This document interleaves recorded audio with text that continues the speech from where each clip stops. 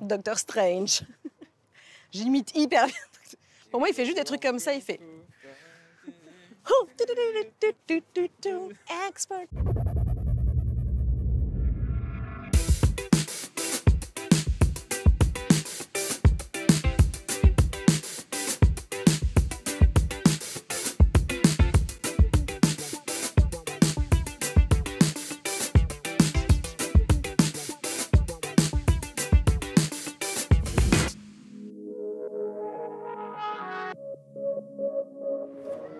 Bonjour! Qui n'a jamais rêvé de voyager dans le temps? Oui, mais encore faudrait-il pouvoir choisir où, quand et comment afin que l'affaire ne vire pas au cauchemar pour soi-même comme pour celle qui nous aime. Ce sont les prémices de The Time Traveler's Wife où Claire attend Henry depuis très longtemps. Ou peut-être l'inverse. Bref, une série qui parle d'amour, d'identité et de libre arbitre avec un très joli duo formé par Rose Leslie et Theo James qu'on retrouve tout de suite dans Story Série. Time travel. It's not a superpower. It's a disability. It's what's wrong with me.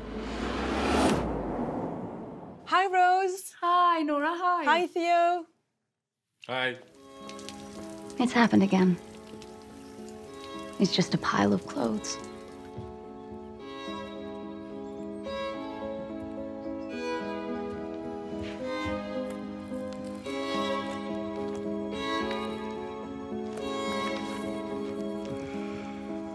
And then it starts. The waiting. The whole show reminded me of something French philosopher Roland Barthes wrote. Yes, I'm quoting him because why not? Why not? He wrote, the lover's fatal identity is precisely this. I am the one who waits. This applies perfectly to your character, Rose. But what about you, Theo? What is Henry waiting for? He's waiting for Claire as well. I mean, he doesn't know it, but that's exactly what he's waiting for. He meets her when he's 28, an older person, and she suddenly makes the world make sense to him. You know, she grounds him, and she starts building him into the person that she then falls in love with initially, which is the great cyclical nature of this time, narrative. I've missed you. Well, you just slept with me. No, I didn't. Come on. You just got yourself a new young man. What kind of a guy do you think I am? As it turns out, an asshole. Was that the big secret you were keeping from me all these years? Your secret asshole? It's kind of every man's secret.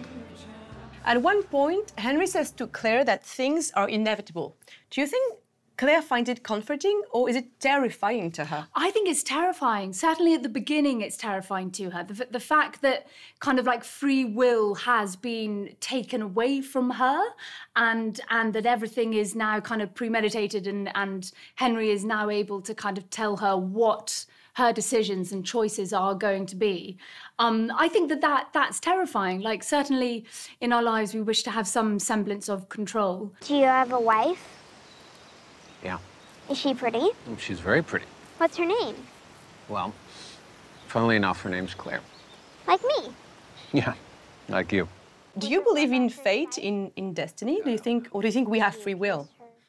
Ooh, I think it could be a toss-up between kind of like having both. I feel that, yes, free will is kind of is a huge kind of orchestrator within all of our lives, but yet I feel that their fate does kind of intervene, and that's kind of like left up to the universe.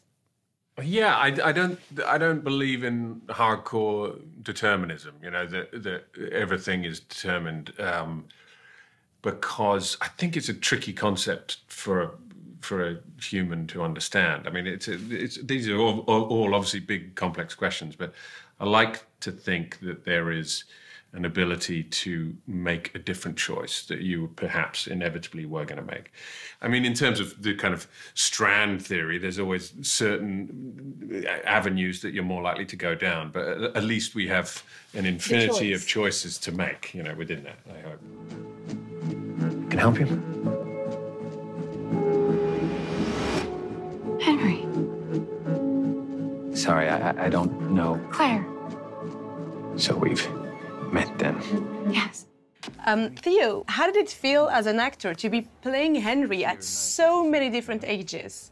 playing against myself, firstly, something I'd never done, which was a huge challenge and a complex one at that, and then playing different versions of myself. For this, I felt I sat between the Henrys. I'm a 37-year-old man, and I'm playing the younger version, and I'm playing an older version of myself. So they all have a piece of the character, but they also have a piece of myself. I remember the younger, stupider, dumber, more frivolous, more impulsive version of myself. And that still exists in me, but I'm older, I have a child, I'm married, I feel like I'm a bit longer in the tooth and a bit more thoughtful in terms of what decisions I make, but I'm still impulsive and dumb sometimes. So it kind of lent itself quite naturally and organically to playing the parts, if that makes sense. Now, 3 things I got good at: running, fighting, and stealing. You have to be good at those when, wherever you go, you're naked. Fuck! What about the nudity? Because you're half naked in that show.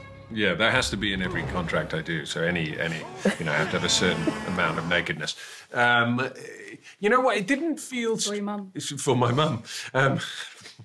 It didn't feel strange because it was such a big part of the book, and I'd read the book years and years ago before it was ever a film or a TV show. And the nakedness is about how dangerous it is for Henry. It's less about the humor of it. It's more about someone thrown out of time and suddenly being somewhere they don't know how much danger they're going to be in, and having nothing to defend themselves or to clothe themselves or to having no money or no anchor or anything, which is very dangerous, not only for an older Henry, but, you think about a 12-year-old Henry who gets thrown naked into any time. The danger isn't the worst. Christmas is the worst. There are days he keeps going back to. I can't control it. And I hate to be where she's not. I'm always going, and she can't follow. This is me changing the future. Time Traveler's Wife deals with so many things, with agency, identity, love, idealizing the past. And I began seeing Henry's ailments as maybe a kind of psychotherapy, because he gets to relive traumatic events. She gets to see it through his eyes. Do you think their love story can be seen as sort of therapeutic? Interesting. I suppose that from Claire's perspective, there is a lot of kind of uncertainty. The life now that she leads with Henry is very untethered. And I feel that it's miraculous that it hasn't kind of turned her into somebody who self-pities all the time. But yet I can't imagine that the relationship that they share is one of that is cathartic. I kind of see it more as embracing the inevitable, but the inevitable is, it could be very dangerous every time that he time travels. For Claire to stay at home rooted, not knowing how the love of her life is faring in a different time, it is going to be rather traumatic rather than therapeutic, I would say. And I'd say one thing, interesting point you said about identity. I think it is about identity. And for me, reading it and then doing it with Rose, I think the difference between the two of them is Claire's character has a very realized sense of identity from a child and through until she's an adult. I think that plays really strongly. She's very strong. Claire! Asshole! Thoughtful, there's a lot of strength there, whereas Henry doesn't have that sense of identity, and he finds that through her, if that makes sense, which I always liked as a theme. Would you go back in time to meet your younger self? I'd love that. I was just riddled with so much kind of like insecurity. I'd be like, chick, chill out. I'd love that. I'd love to meet younger me and be like, it's okay. Yeah, I would love to tell myself not to do about 100 things. That would be great. Thank you. Thank you very much. Thank you. Bye. I don't have very long. Nobody has very long. I think I'm going. No, not now. I love you.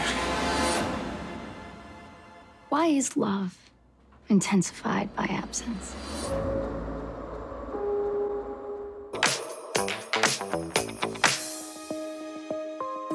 Je suis Anne Demoulin, journaliste série pour le quotidien 20 minutes. Je suis Nadia Boucheni, journaliste indépendante et cofondatrice du média et des podcasts Dialna.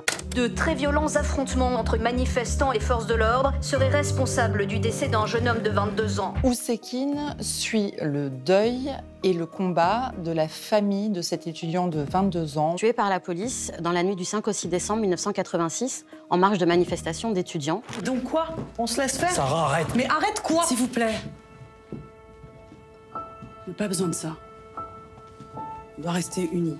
Ce qui m'a, on va dire, le plus touchée, c'est qu'on a vraiment l'impression de vivre ce drame au travers les yeux donc, de toute la famille de Malik Ousekine. Au-delà, évidemment, on en parlera de la dimension politique de l'histoire.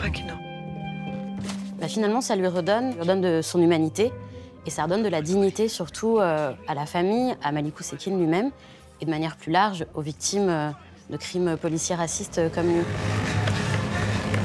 J'ai l'impression que Ousekine fait revivre Malik Ousekine. On apprend plein de choses sur sa vie personnelle, ses goûts littéraires, etc. Allô? 9h pile demain matin chez toi. Je viens de réserver le cours de tennis pour 9h30. T'as intérêt à être à l'heure. C'est bon, arrête, je serai prêt et ça va se terminer en 6-0, 6-0 cette histoire. Ouais, sauf que là, je serai pas toute seule. Ah, je vais enfin le rencontrer.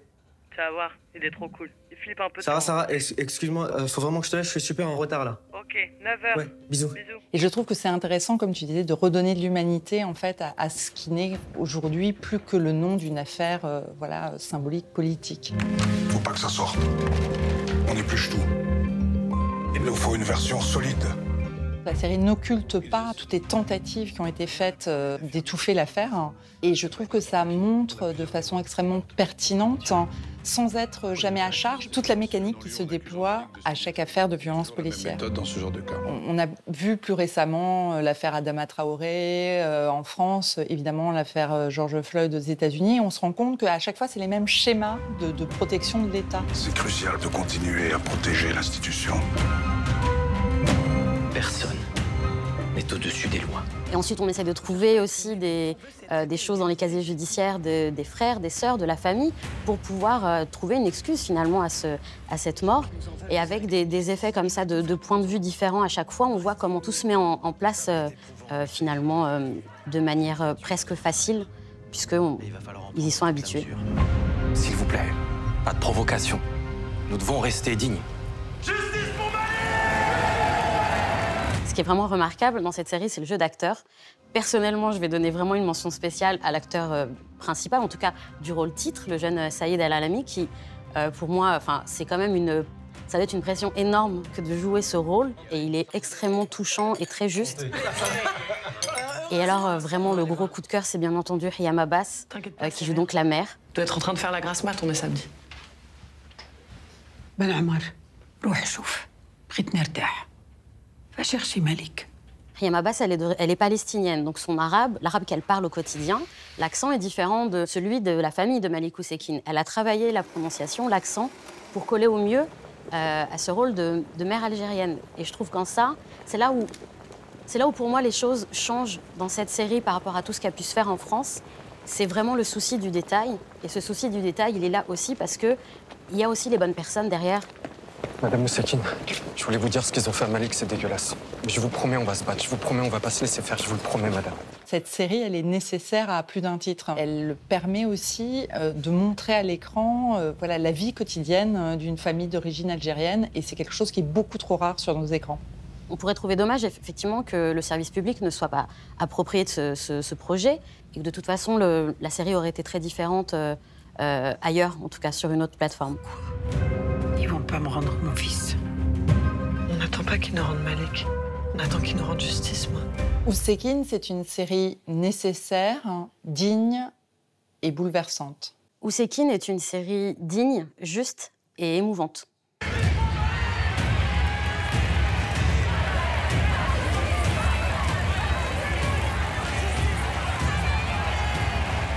À bientôt dans Story Série. Bonjour. Qui n'a jamais rêvé de voyager dans le temps? Non mais en fait ça on l'a déjà fait tout à l'heure. Ah pardon. À bientôt dans Story Série. Ciao. Ciao.